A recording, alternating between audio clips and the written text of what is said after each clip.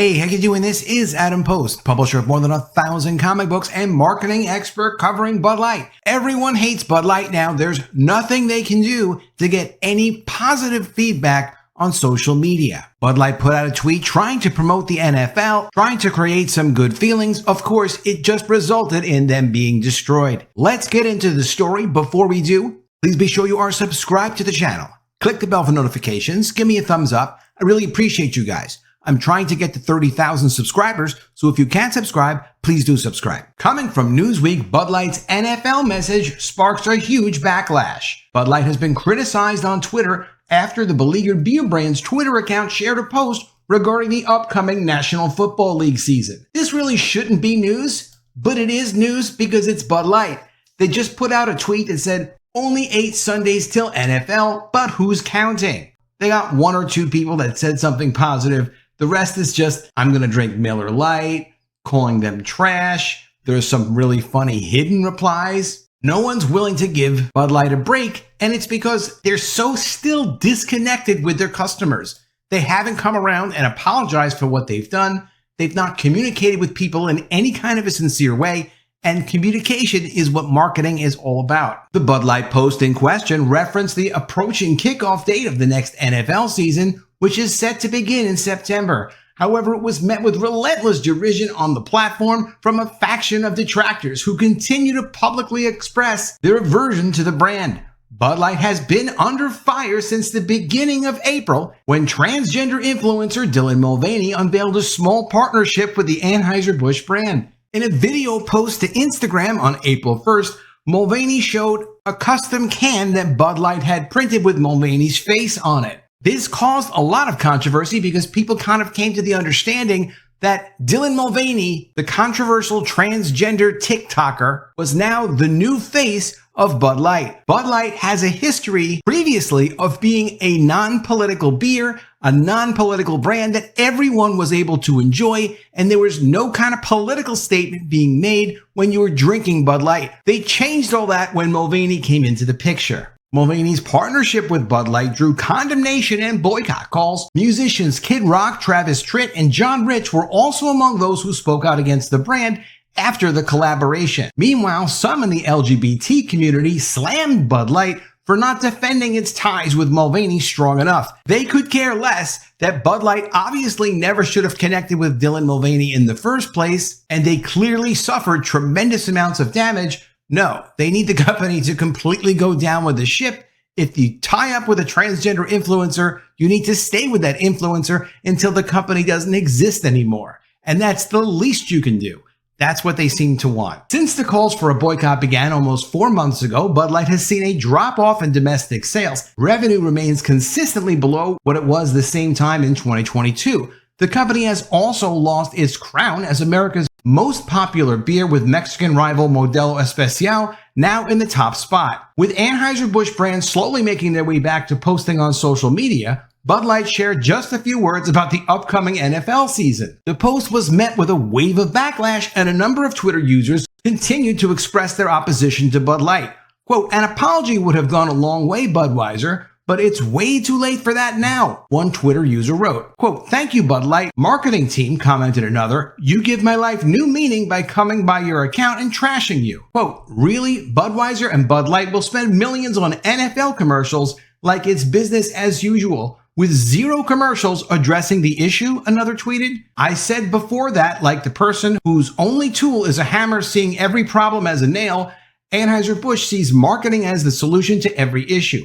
But this is ridiculous. Go ahead and spend the money while we laugh, but it's getting to the point of foolishness. Hashtag go woke, go broke." Quipped another, "It's been almost 4 months since Bud Light destroyed their brand, but who's counting?" Amid the wave of criticism, several other Twitter users spoke out in defense of Bud Light. Quote, "Every Sunday this upcoming season, my fridge will be loaded with Bud Light for the NFL," wrote one supporter on Twitter, "and I can guarantee you that the Super Bowl party will have enough Bud Light for everyone." Here's another supportive tweet. "I've had many a Bud Light watching football and have every intention to have many more," posted another. Taking aim at Bud Light's critics, a third commented, quote, "I love reading all these comments about boycotts and such, and stating all the other beer brands they've decided to drink instead. as if any of them haven't promoted LGBT pride as well. It's almost like love is love. Completely not the point. Quote, "The boycott has gone on too long. Time to give it a break," wrote another Twitter user. A Twitter post recently shared on Anheuser-Busch's Budweiser account regarding Major League Baseball received a similar response from users. Over the past several weeks, a number of social media users have also shared photos and videos of unsold Bud Light on store shelves and at venues. This is a bid to illustrate the purported success of the boycott of the beer brand. There is no question that there's a massive success with people boycotting and canceling buying the brand. It's without question. Everyone has been seeing it this summer. We've seen it in all the sales reports on premises, meaning in restaurants and bars, and off premises, like in convenience stores and grocery stores. We see it stacked up endlessly, no matter how low they put the price. Bud Light has implemented a variety of strategies to boost sales in recent weeks, such as offering steep rebates that made the beer free or nearly so in some areas. On June 29th, Mulvaney accused Bud Light's parent company, Anheuser-Busch, of turning a blind eye to the transphobic attacks Mulvaney endured after the collaboration with Bud Light. Here's what Dylan Mulvaney had to say.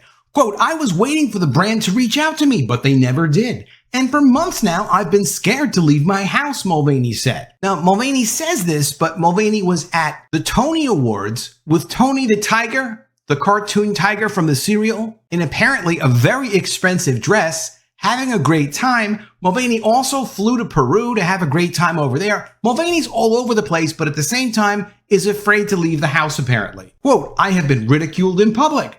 I have been followed, and I felt a loneliness that I wouldn't wish on anyone.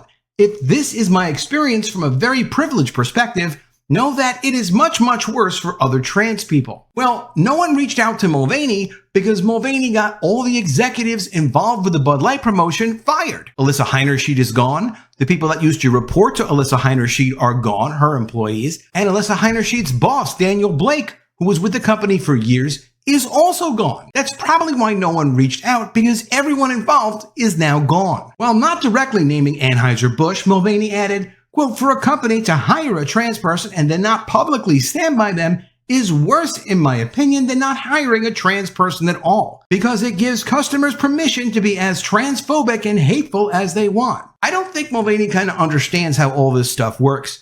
People don't need permission to have an opinion or to have a judgment about me. You can say whatever you want in the comments, upvote, downvote, whatever you want to do. There is no higher authority that we can appeal to who actually controls everything. This is not like communist China. Mulvaney continued, "And the hate doesn't end with me. It has serious and grave consequences for the rest of our community. And we're customers too. I know a lot of trans and queer people who love beer." Well, that's Mulvaney's point of view. It is true that there's nothing that Bud Light can do and just have people accept it as if they're normal, because it's not a normal company anymore. They tried to pull something on the public.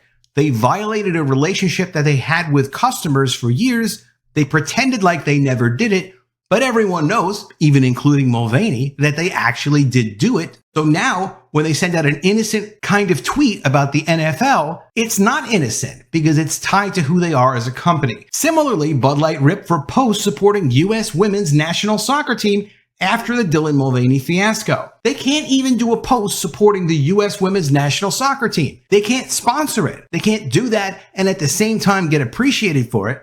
It just becomes another thing that I'm going to wind up talking about in a video about what's wrong with this company. Additionally, from the New York Post, former Levi's executive Jennifer Say said there's no way out for Bud Light from its woke troubles. Former business executive Jennifer Say says Bud Light has backed itself into a corner for prioritizing ideology over product, as seen by plummeting sales in recent weeks. Bud Light is still suffering significantly, of course, following its controversial partnership with trans activist Dylan Mulvaney, and things only got worse for the beer brand when its vice president of marketing, Alyssa Heinerschied, swiped its core consumers by saying Bud Light's past advertising was fratty and out of touch humor. In an interview with Fox News Digital, Say warned that American brands with big broad reach like Bud Light should think long and hard before embracing controversial stances and doing what she refers to as reputation laundering. Quote, "The companies that do would argue it's about inclusion, but what the people are rejecting is not the idea of inclusion. They're rejecting an underlying ideology which states that men can be women and that there is no such thing as biology, Say said to Fox News, and she's completely right. Quote, these companies have taken these stances to curry favor with consumers. And what they've learned very quickly is there's a large portion of consumers that are saying, yeah, no, I don't believe in that. I'm going to take my business elsewhere. Unfortunately, I think for Bud Light, there's now no way out but through. They could have apologized in the beginning to their loyal fans. They did not. And now they've just anchored both sides and their business continues to suffer. I think they're certainly scratching their heads about what to do, but honestly for them at this point, I think there's no way out but through. I think that a lot of other companies are probably retrenching and going, okay, how do we just shoot straight up the middle, focus on product, unifying market, and just basics, business basics? That's my assumption is what they're doing because they've seen what happens to those who do not, she continued. Quote, if I was an executive at a company and I was watching the beating that Bud Light's revenues, share, and stock price have taken, I would want to avoid that for the brand and business that I worked on. And you can do that just by staying focused on product. The brands, Modelo, Miller, Coors, that have taken up the share that Bud lost, they haven't messaged in the opposite way. They've just messaged straight up the middle on product. Say made headlines in 2022 when she was forced to resign as the top brand chief at Levi Strauss & Company after she'd become vocal in her opposition to extended school closures during the COVID pandemic. She had worked for the denim giant for 23 years and was on track to become the company's first female CEO. But of course, she wasn't politically correct, so she was forced to resign. Let me know what you think of all this in the comments below. Do you think Bud Light will ever be able to send out another tweet again promoting anything without getting tons and tons of negative responses? It doesn't look like it to me, but I'd love to see what you have to say. Let me know what you think in the comments below. Always love to see your ideas. Please be sure you are subscribed to the channel. Click the bell for notifications. Give me a thumbs up, and I'll see you again soon with another video. And if I don't see you, I will miss you.